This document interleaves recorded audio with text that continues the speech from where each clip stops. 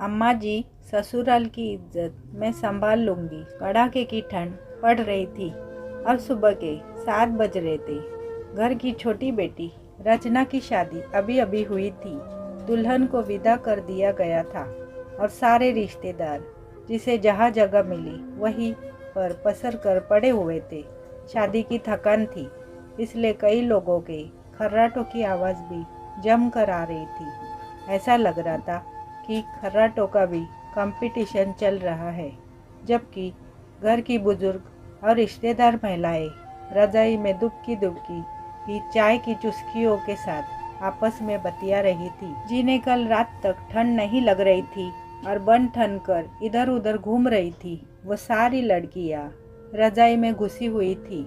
कोई देखकर पहचान नहीं सकता था कि रात को जो चमकते दमकते चेहरे थे वो यही लोग थे। और दूसरी तरफ घर की दोनों बहुएं करुणा और सावित्री दौड़ दौड़ कर फरमाइशें पूरी कर रही थी। किसी को चाय चाहिए थी तो किसी को गर्म पानी। जो महाराज घर में काम के लिए रखा था वो तो 8 बजे तक आएगा। तब तक बहुओं की भाग भाग कर अच्छी खासी वर्जिश हो जाती। सबको चाय देने के बाद दोनों अभी रसोई में पहुंचकर चाय पीने बैठी थी कि पीछे पीछे सासू माँ शिमला जी भी कप कपाती हुई रसोई में आई और बोली, अरे तुम दोनों कहाँ चाय पीने बैठ गई? अभी तो कितना काम पड़ा है। अम्मा जी, बहुत जोरों की ठंड है, हाथ पैर कप कपा रहे हैं, तो सोचा पहले चाय पी लेते हैं, थोड़ी गर्माहट ही मिलेगी। अरे तुम दोनों कहाँ गर्माहट के चक्कर में बैठी हो? अभी कुछ रिश्तेदार रवाना होना शुरू कर देंगे, उससे पहले उनके लिए शगुन के लिफाफे और मिठाई के डिब्बे तैयार कर दो। और हाँ, याद रखना कोई कमी न रहे। 3 तरह के डिब्बे तैयार कर लेना। पिछली बार की तरह गलती मत करना। मुझे लोगों की बात सुनने की आदत नहीं। 3 तरह के डिब्बे की बात सुनकर छोटी बहू सावित्री ने हैरान होकर पूछा, 3 तरह के डिब्बे मतलब? तू चुप कर छोटी बहुरिया, कुछ पता तो है नहीं, बड़ी बहू से पूछ लेना। उसने तुम्हारी शादी में भी काम किया था तो उसको अच्छे से पता है, बस लापरवाही ना करे तो। कहकर शिमला जी रसोई से बाहर निकली और जाकर रजाई में दुबक कर बैठ गई। सावित्री ने अपनी जेठानी करुणा की तरफ देखा तो वो बोली, अभी काम करेंगे ना तो पता चल जाएगा, परेशान क्यों हो रही है? चल पहले कोठियार में चलते हैं, वही 3 तरह के डिब्बे रखे होंगे। करुणा के कहते ही उसके पीछे पीछे सावित्री भी चल दी। कोठियार में पहुंचकर वहां का ताला खोला और अंदर जाकर दरवाज़ा लगा लिया। देखा तो वहां एक तरफ 3 तरह की साइज के कुछ मिठाई के खाली डिब्बे रखे हुए थे। करुणा ने सावित्री से कहा, अरे सावित्री, उधर दरी बिछा दे, तब तक मैं लड्डू की ट्रे और मठरी का बर्तन लेकर आती हूँ। जब तक सावित्री ने दरी बिछाई तब तक करुणा लड्डू और मठरी के बर्तन लेकर आई। सावित्री बड़े ही उत्साह के साथ करुणा के पास आकर बैठ गई और बोली, जीजी, मुझे भी बताओ कैसे क्या करना है। अरे बताती हूँ, फिक्र मत कर, पहले 2-3 डिब्बे पैक कर दूँ ताकि तुझे समझ भी आ जाए। सावित्री बड़ी गौर से करुणा को काम करते हुए देखने लगी। देखा तो करुणा ने तीनों साइज के एक एक डिब्बे उठाए। सबसे बड़े डिब्बे में 10 लड्डू और गिनकर 10 मठरी रख दी। उससे छोटे डिब्बे में 5 लड्डू और 5 मठरी। वही सबसे छोटे डिब्बे में 2 लड्डू और गिनती की 2 मठरी रख दी। 3 डिब्बों को तैयार कर देने के बाद करुणा सावित्री से बोली, समझ में आया क्या करना है? हाँ जीजी, यह तो समझ में आया कि क्या करना है, पर अभी तक यह समझ में नहीं आया कि ऐसा क्यों करना है। ये डिब्बे तो हलवाई से कहकर भी पैक कराए जा सकते थे। अरे मेरी भोली देवरानी, हलवाई से कराए जा सकते, पर थोड़ा सा पैसा बचाने के चक्कर में अम्मा जी कराती नहीं। हाँ, यह बात तो सही है, भला कौन बहू की सहूलियत देखता है।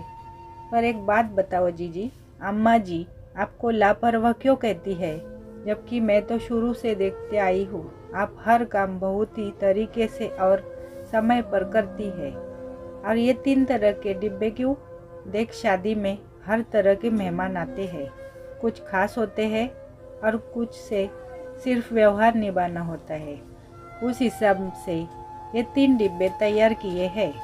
जैसे जो घर के खास में रिश्तेदार है उन्हें बड़ा डिब्बा दिया जाएगा, जो यार दोस्त है उन्हें दूसरा वाला डिब्बा दिया जाएगा, और जो कभी कभार शक्ल दिखाते हैं ऐसे रिश्तेदारों को छोटा डिब्बा दिया जाएगा। ओहो, और हमारे मायके वालों को? सावित्री ने प्रश्न भरी निगाह से करुणा की तरफ देखा तो करुणा बोली, अभी तूने सुना नहीं अम्मा जी ने क्या कहा? यही कि मैं लापरवाह हूँ, बस यही लापरवाही तो की थी मैंने। हे जीजी, ये क्या बोल रही हो? और ऐसे काहे की लापरवाही हो गई थी तुमसे? सावित्री ने मुंह पर हाथ रखते हुए हैरानी से कहा। तो करुणा ने जवाब दिया, पता है तेरी शादी के वक्त अम्मा जी ने मेरे मायके वालों को ये छोटा सा डिब्बा मिठाई का देने के लिए कहा था, पर मैंने नहीं दिया। मुझे तो वो मिठाई का डिब्बा देते ही शर्म सी आई, इसलिए मैंने अपनी मर्जी से एक बड़ा डिब्बा मिठाई का दे दिया। फिर जीजी, अम्मा जी नाराज़ नहीं हुई? नाराज़? मुझसे 3-4 दिन तक बात नहीं की थी। मुझे और मेरे घर वालों को खूब कोसे जा रही थी।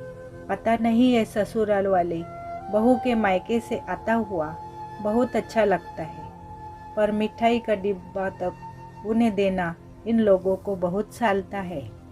उन 3-4 दिनों में अम्मा जी बहुत ही जीना दुश्वार किए हुए थी। आखिर जब मैंने माफ़ी मांगी तब जाकर शांत हुई थी। घर में किसी ने अम्मा जी को कुछ नहीं कहा? कौन क्या कहता? अम्मा जी किसी के सामने थोड़ी ना कहती है, वो तो पीछे पीछे टोचती रहती है। सबके सामने अच्छी वाली बनी रहेगी, लेकिन अकेले में 10 ताने सुनाती है। खैर छोड़ो इन सब बातों को, फटाफट मिठाई के डिब्बे पैक कर, नहीं तो अभी अम्मा जी चिल्लाते हुए आ जाएंगी। दोनों बहुओं ने मिलकर सभी मिठाई के डिब्बे तैयार कर दिए। अब धीरे धीरे सभी रिश्तेदारों को विदाई और मिठाई के डिब्बे अम्मा जी खुद अपने हाथों से देकर विदा कर रही थी।